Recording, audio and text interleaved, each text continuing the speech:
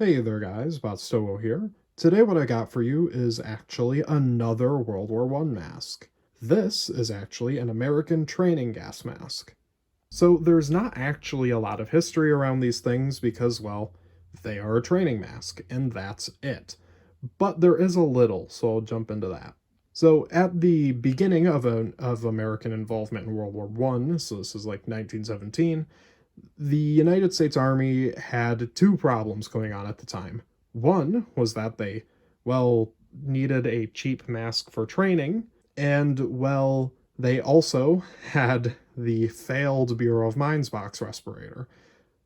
So, what they decided to do was, well, not only mark a bunch of these old Bureau of Mines box respirators for training, but take the parts that were, produced and not put on masks, or on masks that got damaged, or just like the components that they had, and put them on the face blanks for the corrected English. So they really did kill two birds with one stone. They got this training mask and also found a use for all those Bureau of Mines box respirators.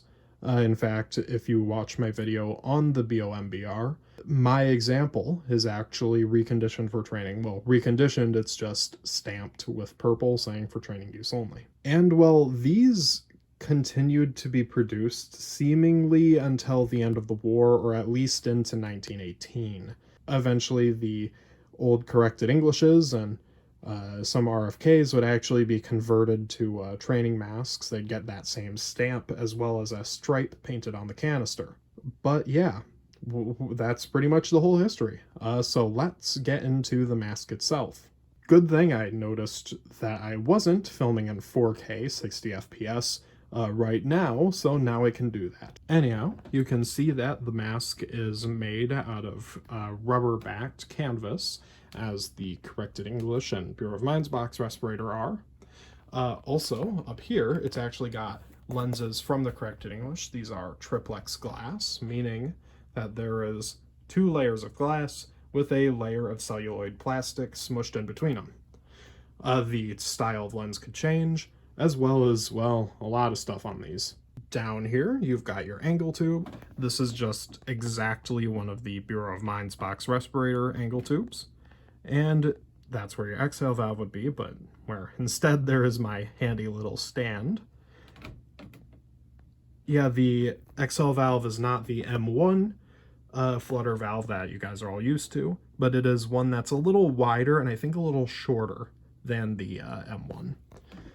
Then here's where the hose attaches, and it goes to your canister.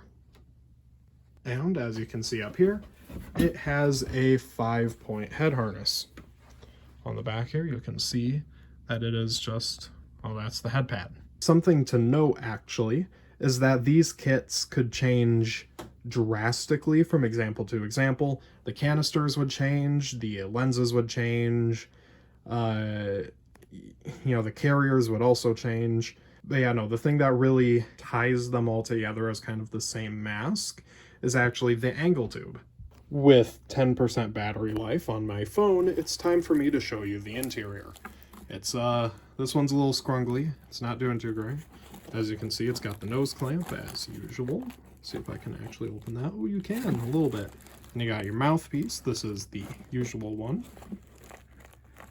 And your, little peripheral seal made from folded over canvas. Down here, you've got the stamps. It's on the spring pocket. Yep. And that's all there is to look at in there. Oh yeah, something I forgot to mention when talking about the head harness is these were actually issued with little booklets that had safety pins. I don't know what happened to the booklet for this one, but the safety pin has, for probably the last 100 years, been lodged in the head harness, not actually doing anything, which is strange.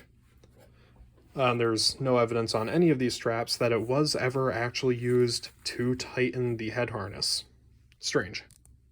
Anyhow, down here you can see the canister, which is the Type E, which you don't actually see these a lot. Really, the only time you do is on these training masks.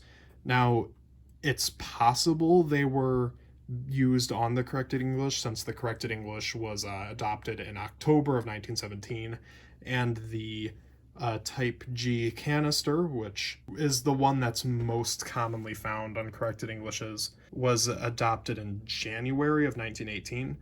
There were a couple more before this, like the type F. What makes the Type E special is that, well, it's the same dimensions as the type A that's used on the Bureau of Mines box respirator, but it's got this red top, and on the inside, the filter ingredients are actually desegregated.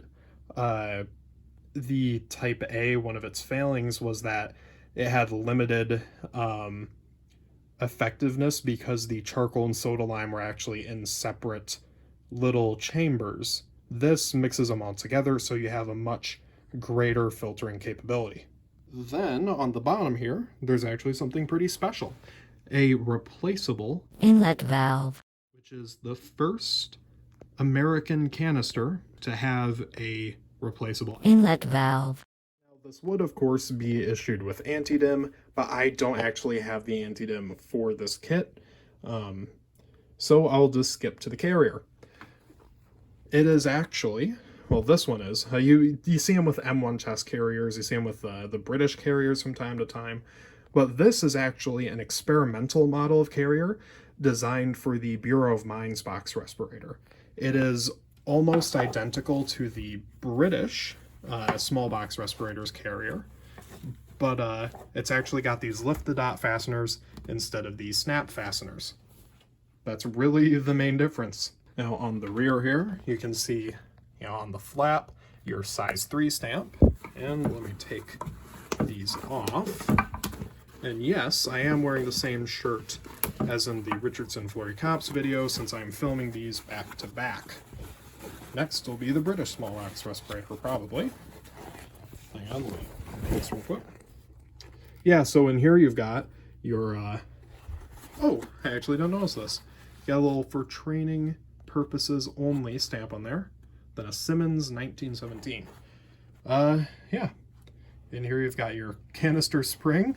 I think that's in the wrong chamber. Then, well, your other chamber. And on the front, not really any details. Here is, of course, your shoulder strap. It is exactly the same as the British ones. Where's the leather? There's that. Anyhow, that's all I really wanted to say about this mask. It is a very cool piece, another very cool piece. I said this the last time. And, well, it's making a mess all over my fucking dresser, so I will be glad to put this thing back in its containment cell. It's going to prison. Thank you very much for watching, and I will see you in the next one, whenever that is.